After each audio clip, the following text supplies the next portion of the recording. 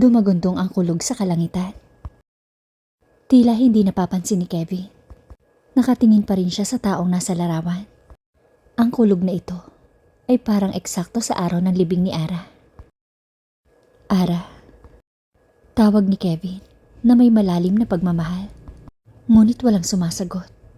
Hindi nito matatanggap ang kanyang kapatawaran.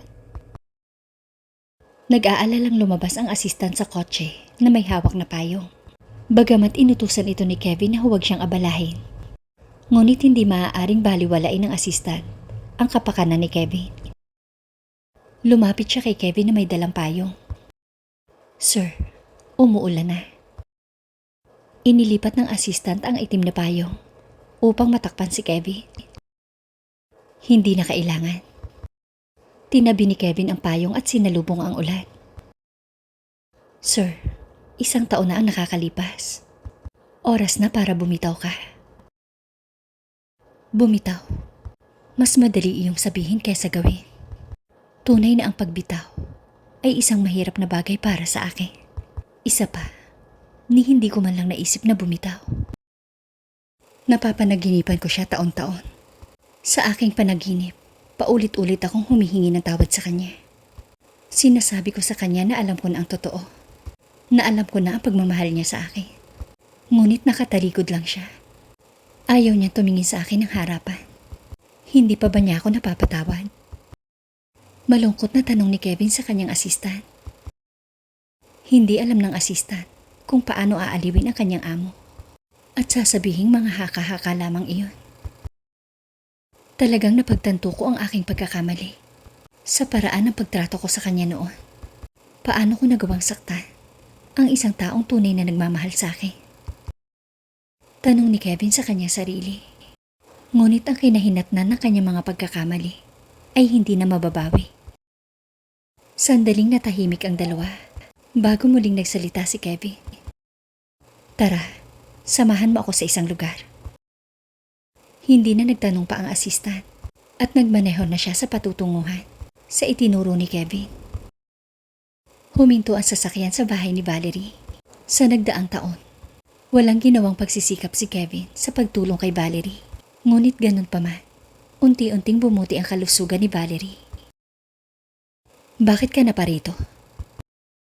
Kahit 1 taon na ang lumipas, hindi pa rin talaga mapapatawad ni Andrew ang lalaking ito. Nalabis na nanakit sa kanyang kapatid. Nang makita si Kevin, ay agad na nagbago ang ekspresyon nito. Ikaw? Maya-maya lang ay lumabas na ng kwarto si Valerie. Anong masamang hangin ang nagdala sa'yo rito? Masasabi ni Valerie na talagang nagsisisi na si Kevin. Kaya bahagyang lumambot ang kanyang ugali. Gusto kong dalhin ang abo ni Ara. Hindi kami nagkaroon ng pagkakataon na lumabas na magkasama. At gusto ko sana siyang isama sa isang paglalakbay. Hindi pwede. Walang pagdadalawang isip na tumanggi si Andrew. Pumapayag ako. Diretsong pumayag si Valerie sa hiling ni Kevin. Ma. Tutol ni Andrew sa kanyang ina. Ngunit agad na tinapik ni Valerie ang kanyang kamay. Nakikita kong gusto niya talagang bumawi sa kapatid mo. Hayaan mo siya. Bigyan natin siya ng pagkakataon. Naiintindihan ni Valerie na kapag nasaksihan ni Ara ang eksenang ito, ay tiyak na matutuwa ito. Matapos ipahayag ni Kevin ang pasasalamat kay Valerie, agad niyang kinuha ang abo ni Ara. Maingat niyang inilagay ang abo ni Ara sa isang napakagandang kahon at dinala ito sa bawat lugar na gusto niyang puntahan. Dinala niya ito sa namumulaklak na tulips ng Netherlands, sa romantikong kapaligiran ng France, at sa kaakit-akit na bayan ng Norway. Kahit saan pumunta si Kevin, palagi niyang dala ang abo ni Ara. Para sa ganitong paraan, ang lahat ng nakikita niya ay nakikita din ni Ara. Samantala, sa ibang lungsod ng Pilipinas, isang babaeng nakasuot ng professional na may maselang katangian na nagpapakita ng kakaibang kagandahan na para bang siya ay muling isinila.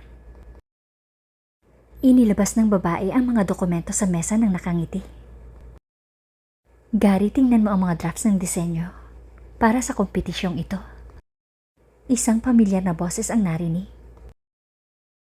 Nilingon ni Gary ang computer nang marinig ang sinabi ng babae. Alam ko, Ara, meron kang kakaibang talento sa disenyo. Puno ng hindi mapigilang pagkagulat ang boses ni Gary.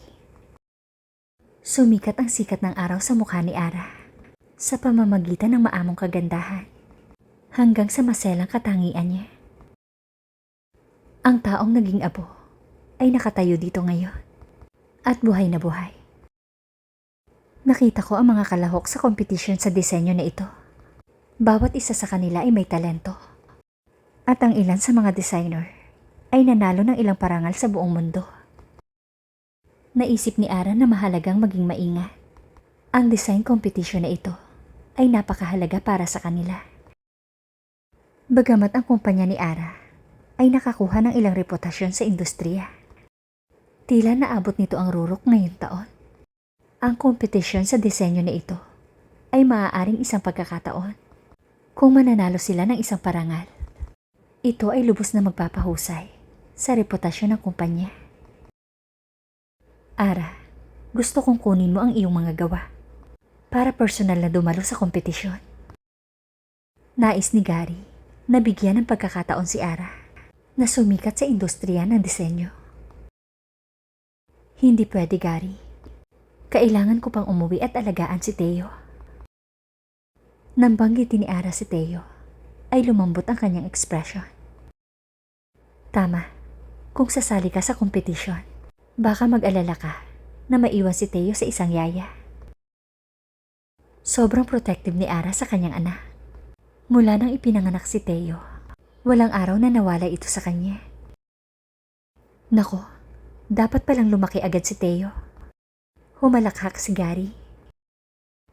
Oo, kaya na niyang gumapang na mag-isa. May kapilyuhan ang batang iyon. Pagkasabi noon, ay napabuntong hininga ng malalim si Ara. Talagang napakasigla ng batang iyon. Hindi nagtagal, ay umalis na si Ara sa kumpanya. Tanghalian na noon, at hindi na siya makapaghintay na makita ang kanyang anak. Pagdating niya sa bahay, pinapakain ito ng yaya. Pagkatapos kumain ni Teo, ay idinilat nito ang malaki at malasalamin nitong mga mata at tumingin sa paligid. Hindi na siya nakatiis nang makita si Teo. Binuhat niya ito at kumuha ng ilang laruan sa mesa. Nang makita niya ang masaya at humahagikik na ekspresyon ng kanyang anak, hindi na iwasan ni Ara na mapuno ng mga alaala. Noon, nakatayo siya sa rooftop. Pakiramdam niya ay walang magagawa at nag-iisa. Gumawa siya ng isang hakbang at tumayo sa gilid ng rooftop. Ara. Isang hindi inaasahang sigaw ang dahilan kung bakit biglang napalingon si Ara. Gary. Si Gary iyon, ang lalaking nakasunod sa kanya noon pa man. Ara, huwag kang mawala ng pag-asa. Itigil mo yan. Ipinapangako ko sa'yo. Nagagaling ka. Desperadong sigaw ni Gary. Habang kinakabahang pinagmamasdan si Ara. Natatakot siya na bigla itong tumalon sa rooftop. Hindi na ako gagaling, Gary. Walang lunas ang sakit ko. Walang pag-asa na napailing si Ara. Ang kanyang matingkad na mga mata ay nawala ng liwanag. Tatalon ka na lang ba ng ganito? Naisip mo ba ang nanay mo at kapatid mo? Ano na lang ang mararamdaman nila kapag nagpakamatay ka? Nagulat at natigilan si Ara.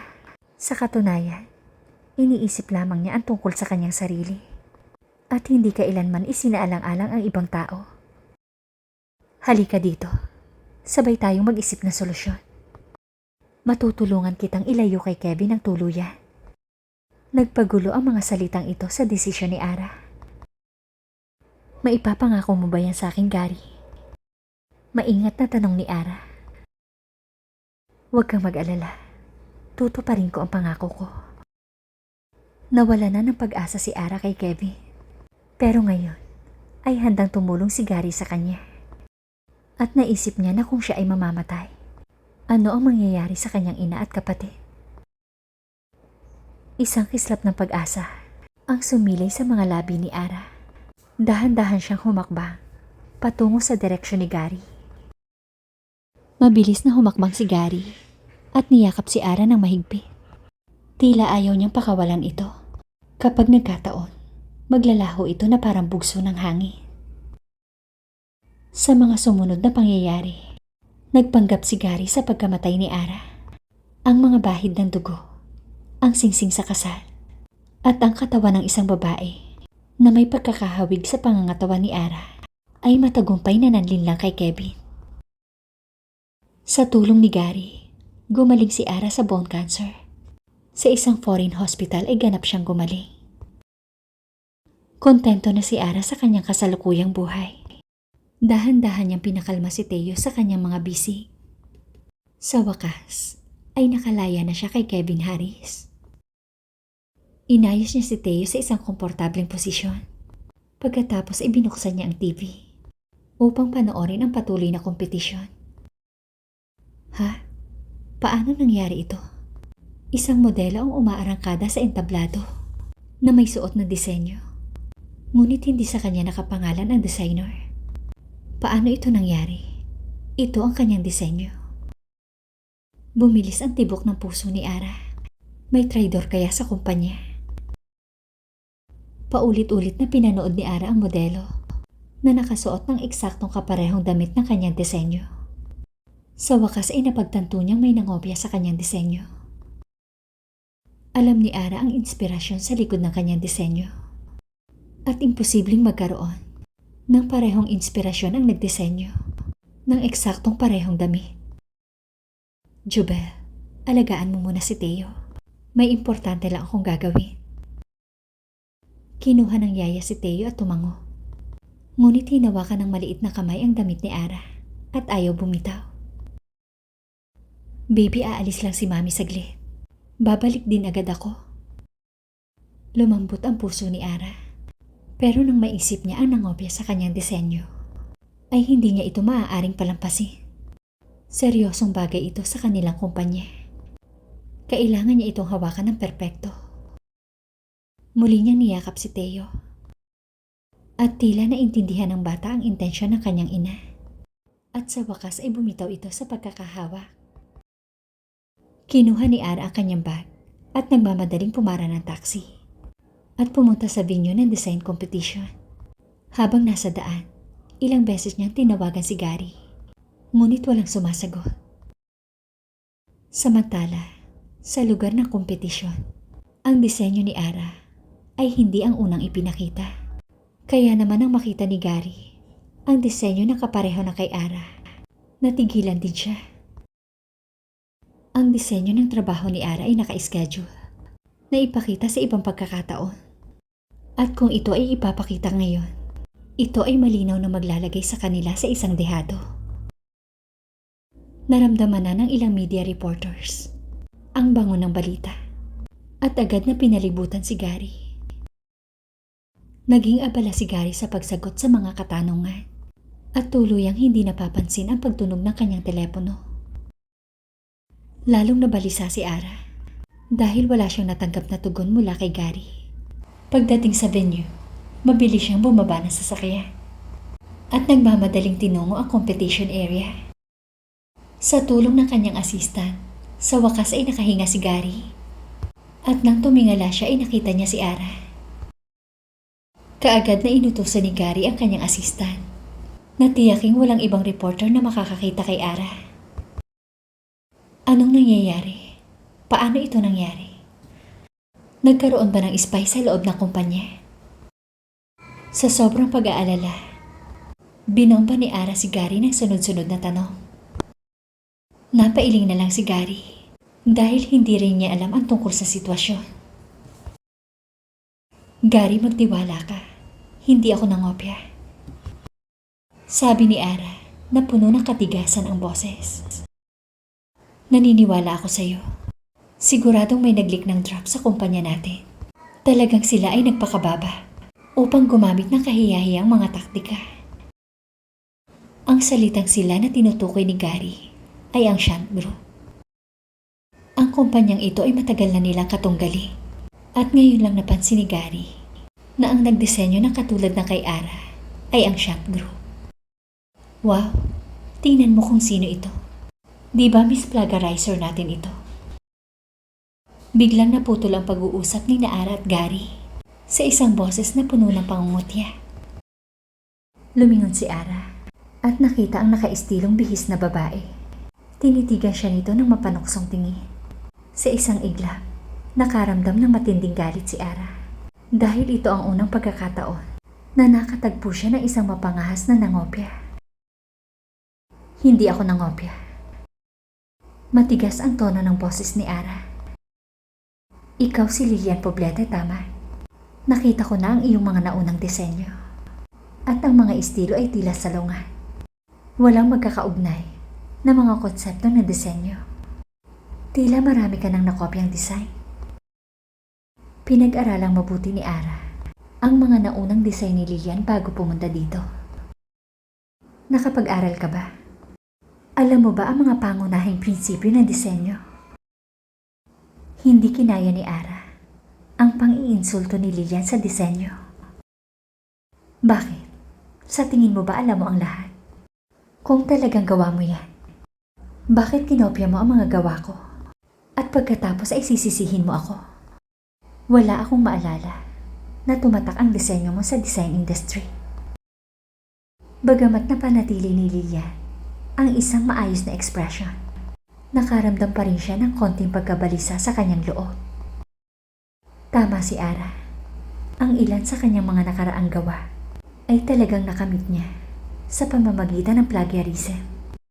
At ang kanyang mga ginawang plagiarism ay hindi kilalang disenyo na kahit natuklasan na ang mga disenyo niya ay kinopya, madalas silang hindi naglalakas loob na magsalita. Nang sandaling iyon, ang lahat ng mga mata ay nakatuon kay Ara. Totoong kamakailan lang ay pumasok si Ara sa larangan ng disenyo. At kung ikukumpara siya kay Lilian Poblete, isa lamang siyang hindi kilalang designer.